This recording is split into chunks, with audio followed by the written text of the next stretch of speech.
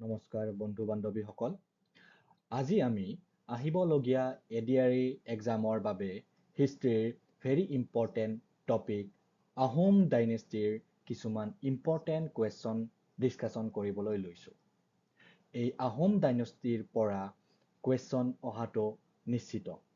ইয়াৰ পৰা যোৱাবাৰো কুৱেশ্যন এডিআৰইত সোধা হৈছিল।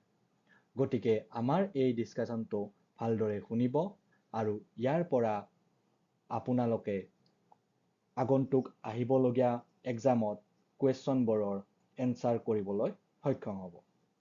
ঠিক আছে, তেতিয়াহ'লে আমি কুৱেশ্যনবোৰ ডিছকাশ্যন কৰিবলৈ আৰম্ভ কৰোঁ। আমাৰ প্ৰথমটো কুৱেশ্যন হ'ল, আহোমসকলে নিজক কোনটো বংশৰ পৰা অহা বুলি দাবী কৰে? ইয়াৰ উত্তৰটো হ'ল খুংলিং আৰু খুংলাইৰ বংশৰ পৰা অহা বুলি দাবী কৰে। আমাৰ দ্বিতীয়টো কুৱেশ্যন হ'ল, খুংলুং আৰু খুংলাই কাৰ নাতিয়েক আছিল? ইয়াৰ উত্তৰটো হ'ল লেংডন। ইয়াৰ অৰ্থ হ'ল ইন্দ্ৰ দেৱতা। আমাৰ তৃতীয়টো কুৱেশ্যন হৈছে, কোন চনত চুকাফাৰ জন্ম হৈছিল? ইয়াৰ শুদ্ধ উত্তৰটো হৈছে 1191 চনত। আমাৰ চতুৰ্থটো কুৱেশ্যন হ'ল, চুকাফা ক'ৰ পৰা আহিছিল? ইয়াৰ উত্তৰটো হ'ল মংমাওৰ পৰা আহিছিল। আমাৰ পঞ্চমটো কুৱেশ্যন হ'ল, চুকাফাই মংমাওৰ পৰা কোন বছৰত যাত্ৰা আৰম্ভ কৰিছিল? ইয়াৰ শুদ্ধ উত্তৰটো হ'ল 1215 চনত। আমাৰ 6 নম্বৰ কুৱেশ্যনটো হ'ল, কোনটো পাছৰ মাজেৰে চুকাফা ব্ৰহ্মপুত্ৰ উপত্যকাত প্ৰৱেশ কৰিছিল? ইয়াৰ শুদ্ধ উত্তৰটো হ'ল পাটকাই পাছ। আমাৰ 7 নম্বৰ কুৱেশ্যনটো হ'ল, কোন তাৰিখে চুকাফা নামৰূপ আহি পালে? ইয়াৰ শুদ্ধ উত্তৰটো হ'ল 2 ডিচেম্বৰ 1228 চনত। আমাৰ 8 নম্বৰ কুৱেশ্যনটো হ'ল, আহোমৰ প্ৰথম স্থায়ী ৰাজধানী কোনখন আছিল? ইয়াৰ শুদ্ধ উত্তৰটো হ'ল চৰাইদেউ। এই ৰাজধানীখন চুকাফাই 1253 চনত স্থাপন কৰিছিল। আমাৰ 9 নম্বৰ কুৱেশ্যনটো হ'ল, কিমানজন মন্ত্ৰীয়ে চুকাফাক সহায় কৰিছিল? ইয়াৰ শুদ্ধ উত্তৰ হ'ল 2জন, বৰগোহাঁই আৰু বুঢ়াগোহাঁই। আমাৰ 10 নম্বৰ কুৱেশ্যনটো হ'ল, কোন বছৰত চুকাফাৰ মৃত্যু হৈছিল? ইয়াৰ শুদ্ধ উত্তৰটো হ'ল 1268 চনত। আমাৰ 11 নম্বৰ কুৱেশ্যনটো হ'ল, সাতঘৰীয়া আহোম ব্যৱস্থা কোনে প্ৰৱৰ্তন কৰিছিল?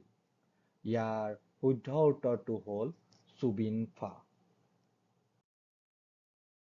আমাৰ 12 নম্বৰ কুৱেশ্যনটো হ'ল, কোনজন আহোম শাসকে কমতাপুৰৰ ৰাজকুমাৰী ৰজনীক বিয়া কৰাইছিল? ইয়াৰ শুদ্ধ উত্তৰটো হ'ল চুখাংফা। আমাৰ 13 নম্বৰ কুৱেশ্যনটো হ'ল, চুখাংফাৰ ৰাণী ৰজনী কোন ৰজাৰ কন্যা আছিল? ইয়াৰ শুদ্ধ উত্তৰটো হ'ল প্ৰতাপধ্বজ। তেওঁ কমতাপুৰৰ ৰজা আছিল। আমাৰ 14 নম্বৰ কুৱেশ্যনটো হ'ল, চুডাংফাৰ পিতৃ কোন আছিল? ইয়াৰ শুদ্ধ উত্তৰটো হ'ল টাও খামতি। 15 নম্বৰ কুৱেশ্যনটো হ'ল, কোনজন আহোম শাসকক বামুণী কোঁৱৰ নামেৰেও পৰিচিত আছিল? ইয়াৰ উত্তৰটো হ'ল চুডাংফা। আমাৰ 16 নম্বৰ কুৱেশ্যনটো হ'ল, বামুণী কোঁৱৰ ডাঙৰ দীঘল হোৱা গাঁওখনৰ নাম কি আছিল? ইয়াৰ উত্তৰটো হ'ল হাবুং। আমাৰ 17 নম্বৰ কুৱেশ্যনটো হ'ল চুডাংফাই চৰাইদেউৰ পৰা কোন ঠাইলৈ ৰাজধানীখন স্থানান্তৰ কৰিছিল? ইয়াৰ উত্তৰটো হ'ল চৰগুৱা।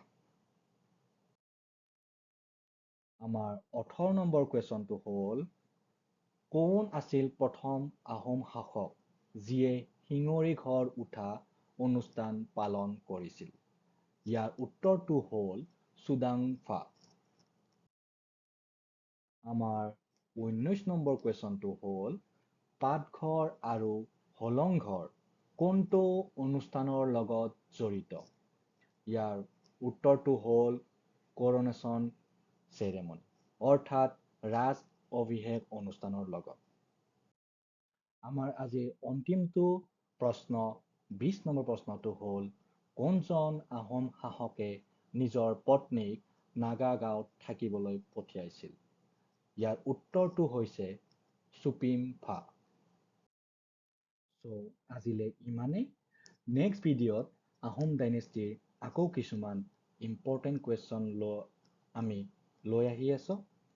যদিহে আমাৰ ডিছকাশ্যনটো ভাল পালে তেতিয়াহ'লে ভিডিঅ'টো লাইক কৰিব, শ্বেয়াৰ কৰিব আৰু চেনেলটো ছাবস্ক্ৰাইব কৰিব। ধন্যবাদ। জয় আই অসম।